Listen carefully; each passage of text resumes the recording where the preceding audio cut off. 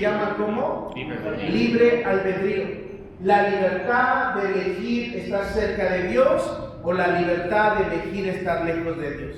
Amén. Pues cuando llegamos al versículo 5, nosotros leemos, déjenme puntualizar esto.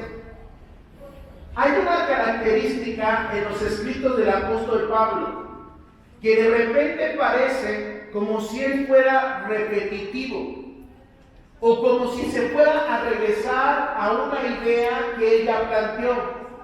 Pero no es que Pablo sea repetitivo, sino lo que Pablo quiere hacer en sus escritos es cada vez más ampliar la idea que el Espíritu Santo quiere plantar en nuestros corazones. Entonces es como si Pablo lo que hiciera no es repetir, sino ampliar o clarificar la idea, hacerla mucho más clara, para que nosotros tengamos un conocimiento más preciso de lo que Dios quiere. Entonces en el versículo 5 leemos: Dios decidió de antemano adoptarnos como miembros de su familia al acercarnos a sí mismo por medio de Jesucristo. Eso es precisamente lo que él quería hacer y le dio gran gusto hacerlo. La primera parte dice: Dios decidió de antemano. La palabra antemano significa un tiempo atrás. Tiempo atrás decidió Dios. Eso es lo que nos está queriendo plantear el Espíritu Santo como la primera idea de Efesios 5. Y entonces, ¿de qué nos vuelve a hablar Pablo? De predestinación. ¿Está siendo Pablo reiterativo? ¿Está siendo Pablo repetitivo? No. Va a clarificarnos la idea de la predestinación. Por eso es que la segunda parte tiene que ver con adoptarnos como miembros de su familia. Esa es la decisión que Dios tomó. ¿Cuándo tomó esa decisión Dios? De antemano. ¿Qué significa la palabra antemano? Un tiempo atrás. Entonces fíjense por favor, yo necesito que ustedes desarrollen la habilidad de anotar y de escuchar, porque una cosa es lo que se está planteando en la pantalla y otra cosa es lo que el Espíritu Santo nos quiere dar aquí en vivo. Entonces, ¿cuál es la decisión que un tiempo atrás Dios tomó? Hacernos miembros de su familia. Y esto tiene que ver, número uno, con la adopción. Es un propósito divino. Mientras la adopción pudiera parecer algo de discriminativo, mientras la adopción pudiera verse como algo no muy agradable, la Biblia está plagada de adopción. Y la adopción libera un propósito divino. ¿Alguien me puede decir quiénes fueron los primeros adoptados? Juan, Pedro, Santiago, Mateo. ¿Quiénes fueron los primerititos adoptados? Los apóstoles. Órale, ¿y a qué iglesia más de Adán y Eva fueron los primeros adoptados. Solamente si miramos al Padre. ¿Estamos bien? Dios los creó. Ellos fueron Dios fue su Padre directamente de Adán y Eva. Por ahí hay alguien hasta que tiene la duda si ellos tuvieron ombligo o no tuvieron ombligo, porque no vienen de un vientre materno. Dios los creó. Del polvo de la tierra creó a Adán y a Eva la creó ¿de dónde? De la costilla de Adán. ¿Ok? Y después de ahí podemos ejemplificar otros casos, ¿verdad? Otros adoptados, podríamos hablar de Samuel. Samuel fue adoptado por Elí. Ahí hay un papel de Elí porque Ana va y lo entrega y se lo deja a Elí, y ahí crece Samuel a la sombra de Elí. ¿Algún otro recuerdan? ¿Algún otro adoptado, adoptada? Échenle a la memoria. ¿Quién? Abigail.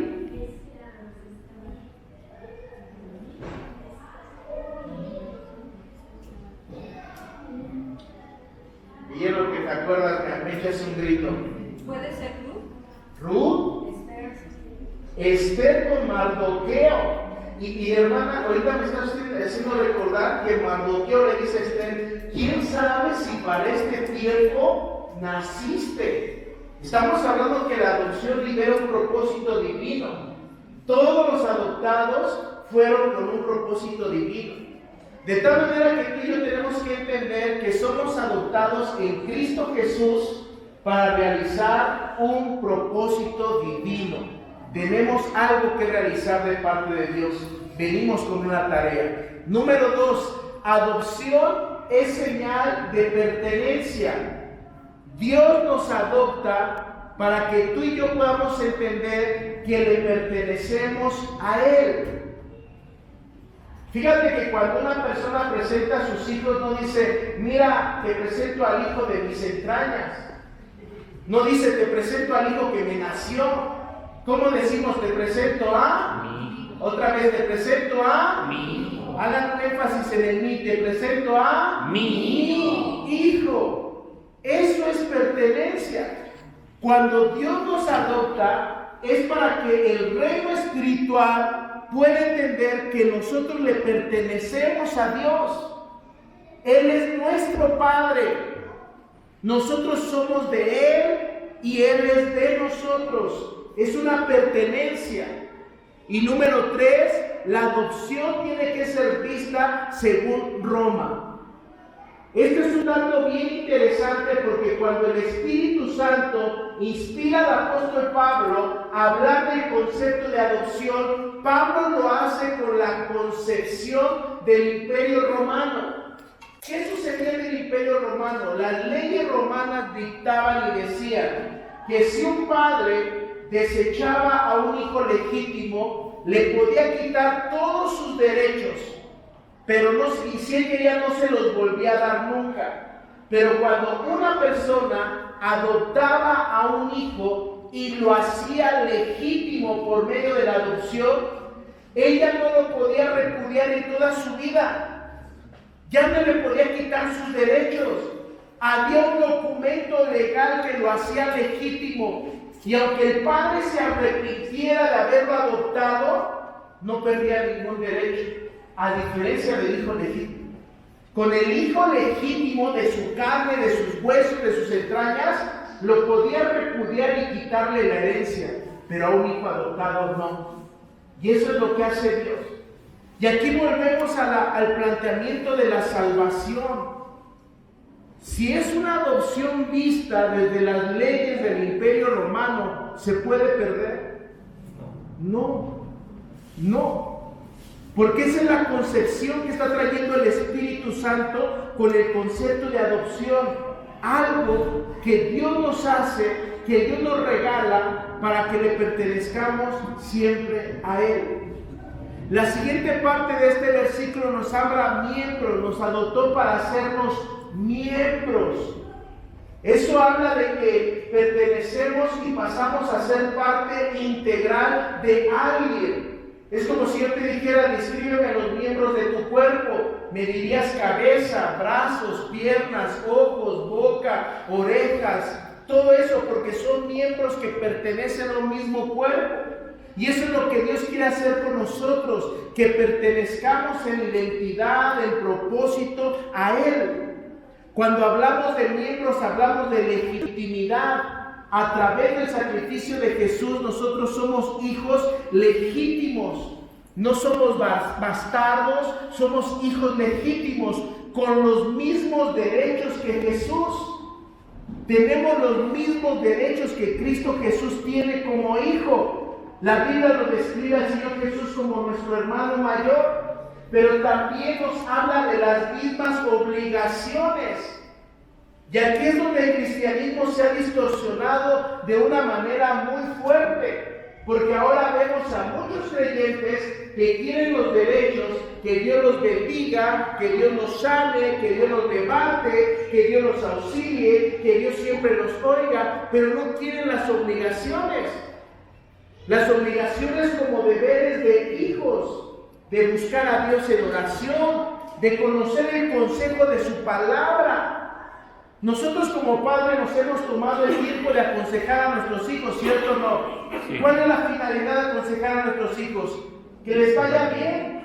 Esa es una obligación del hijo, poner atención a los dichos de su padre. Una obligación que tenemos tú y yo como hijos es recurrir a la palabra de Dios, porque ese es el consejo de nuestro Padre. Y muchas veces queremos solo los derechos, los milagros, el auxilio de Dios, su misericordia y todo lo que involucra el gran poder de Dios, pero no queremos las obligaciones como hijos. La otra parte que nos habla esta carta dice, bueno, esta cita es interesante en Romanos 8:17, anótala por favor. Así que como somos sus hijos, también somos sus herederos, porque somos legítimos. De hecho, somos herederos junto con Cristo de la gloria de Dios. Nada más y nada menos. ¿Cuál es tu herencia? La gloria de Dios. Y cuando hablamos de la gloria de Dios, podemos hablar de su grandeza, podemos hablar de su poder, podemos hablar de su suficiencia. Y luego dice, pero si vamos a participar de su gloria, esos son derechos, también debemos participar de su sufrimiento, esas son obligaciones. Entonces, ¿la vida del cristiano se trata de sufrir? No. Pero cuando nosotros nos negamos a lo que nuestra carne quiere y hacemos lo que el Espíritu demanda, hay un sufrimiento, porque el Espíritu lucha contra la carne y es un sufrir. Dice San Pablo, quiero hacer lo que no hago, lo que quiero, y lo que no quiero hacer, eso hago. Ese es el tipo de sufrimiento que padecemos. Pero también habla de las burlas. También habla de aquella persecución que se nos da por ser hijos de Dios, por estar tratando de llevar una vida justa y recta. No falta quien se burle, no falta quien no lo entienda. El hacer cambios de hábitos, como las 5 listas que leíamos el domingo. ¿Qué hizo Dios? Poner los puntos sobre la I, decirnos cuál es la tarea que tenemos que realizar. Ya hay un sufrimiento. Pero así como hay derechos en una herencia gloriosa, también para adquirir la herencia gloriosa hay que pasar alguno que otro sufrimiento. Luego nos habla de familia. Lo que Dios quiere hacer contigo y conmigo es la idea de una familia. ¿Alguien tiene un concepto de familia ideal? Escucha bien esto, No dije familia perfecta porque no existe. Dije familia ideal. ¿Alguien tiene el concepto de familia ideal? ¿Cómo podría ser una familia ideal? Ideas, por favor. Papá, mamá, hijos. Una familia funcional con todos los roles de un papá, de una mamá, de unos hijos. Muy buena respuesta. ¿Algo más de familia ideal por acá? Una familia rendida a los pies de Cristo. Mi casa y yo serviremos a Jehová, ¿verdad? Bueno, pues ese es el concepto que Dios quiere establecer en nuestro corazón, que con Él se puede tener una familia ideal. Y estamos hablando primero de hacer familia con Él, para después aprender a hacer familia entre nosotros. Hablo de tu casa, tu familia natural, pero también aprender a ser familia espiritual entre nosotros. De aquí descubrimos lo siguiente: ese es el anhelo de Dios. El anhelo de Dios no fue crear a 2 seres humanos para dejarlos en el abandono. El anhelo de Dios fue crear a Adán y Eva para establecer una familia con ellos. ¿Dónde podemos mirar esto? Dice que cuando soplaba el alba, Dios bajaba a platicar con ellos. Porque el anhelo del corazón de Dios, ¿cuál era? Hacer una familia con los primeros humanos. Lo segundo que vemos es que Dios quiere hacerte familia de Él para vaciar sobre ti, para derramar sobre ti sus afectos. Su afecto de perdón, su afecto de aceptación, su afecto de amor, de misericordia, su afecto de fidelidad, su afecto de sostenerte en tus temporadas difíciles, Su afecto de no permitir que te vayas al mundo cuando toda la vida te va bien y tú puedas decir, ¿para qué necesito a Dios si todo me va bien? El anhelo de Dios no solamente es que tú sepas que Él es tu Padre, sino que Él es tu Padre bueno y quiere derramar sobre ti toda la cantidad de afectos que te puedas imaginar. Su afecto de gozo y alegría, tú eres mi hijo, tú eres mi hija amada, en quien tanto me complazco. Ese es el afecto de Dios. ¿Sabes cuánto hace en la vida de un hijo las palabras de afirmación? ¿Cuánto bien hacen sobre un hijo las palabras de afirmación? Hijo, eres muy inteligente. Hijo, tú haces bien esto. ¿Sabes cuánto produce en el alma, en el espíritu, las emociones de un hijo así? Y eso es lo que Dios hace. Por eso dice que yo tengo pensamientos de bien y no de mal, para darles un futuro lleno de esperanza. Pero también lo tercero que miramos en esto es que hay un anhelo de Dios por mirarte en sus negocios. Dios quiere verte involucrado en sus negocios. ¿Recuerdan cuando Jesús se perdió en el templo?